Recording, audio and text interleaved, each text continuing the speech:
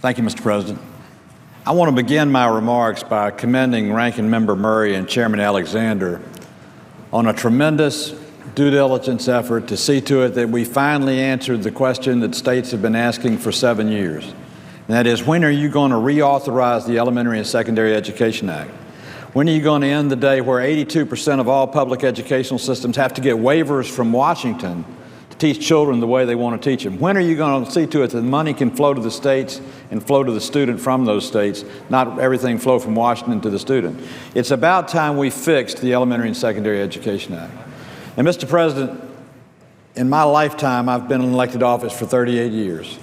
I've been in every legislative body I can legally be elected to, and I've served on the Education Committee in the Georgia House, the Georgia Senate, the U.S. House, and the U.S. Senate. I don't know a lot about a lot of things, but I know a little bit about public education. In fact, in 1996, Zell Miller, whose seat I now hold in the United States Senate, called on me to take over the State Board of Education as its chairman when Georgia had a major crisis. So I learned under fire. I learned the following thing: children rise to expectations. And in the absence of expectations, children sink.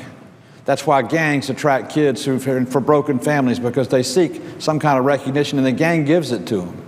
We need to make sure that education gives them that recognition and that expectation and that goal to reach higher and higher standards. But that happens closest to home, not in Washington, D.C. It happens where the parents and the children are.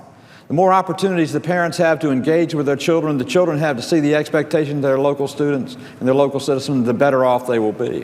Which is why in the committee, I offered the amendment, which is included in the body of the Alexander Murray bill, which allows parents in states that approve it to opt out of any testing they want to opt out of. A parent's right to see to it they can opt out of a required test if the state allows them to do so.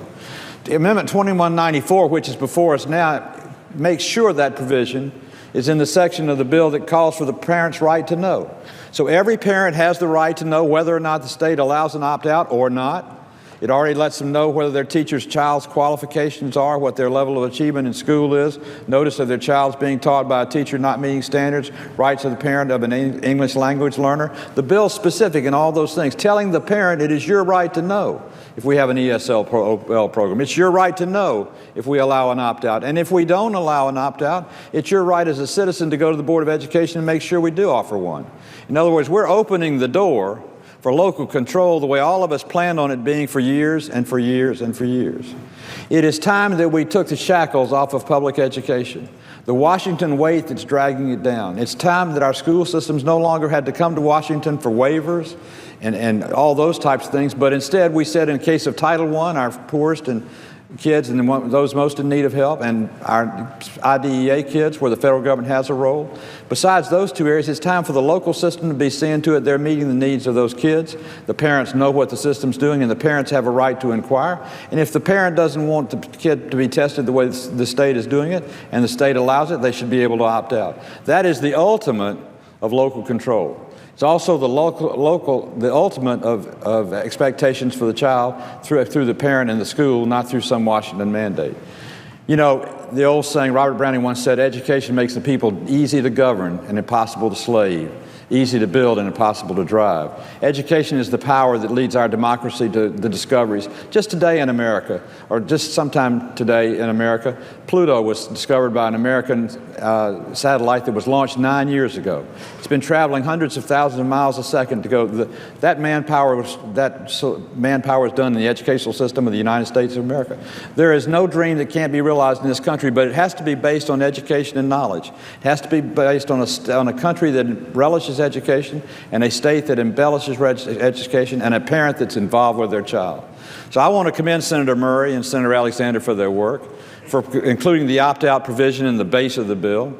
I hope the Senate will adopt my amendment to require that in the parent's right to know that provision is made available to every single parent in terms of what the state does and does not require when their kids go into the public school system. So we have a better informed parent, better local control, less federal mandate, and a child that has expectations that are raised for them by the parents and the teachers closest to them, not by a bureaucrat in Washington, D.C. We live in the greatest country on the face of this earth. You don't find anybody trying to break out of the United States of America. They're all trying to break in. And when you ask them why, it's because it's a country of opportunity, education, hope, and promise. Today and tomorrow, the Senate has the ability to reauthorize the Elementary and Secondary Education Act, which has languished for 7 years without a reauthorization.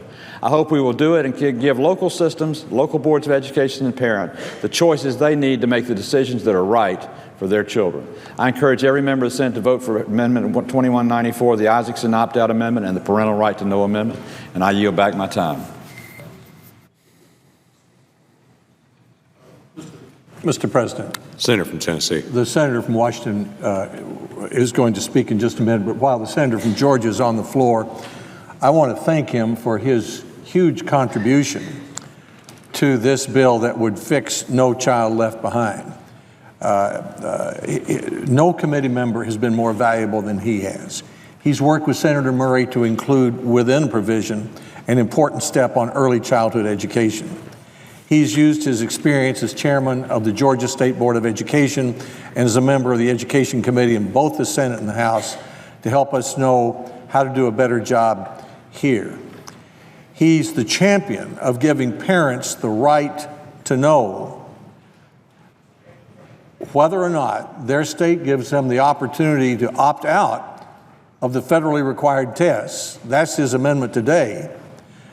And he was the sponsor of the amendment that appears in the Alexander Murray bill, which gives states the express authority to decide whether parents may opt their children out of the tests. So the Isakson amendment gives states the power to provide the opt-out, and it gives parents the opportunity to know enough information to be able to do it.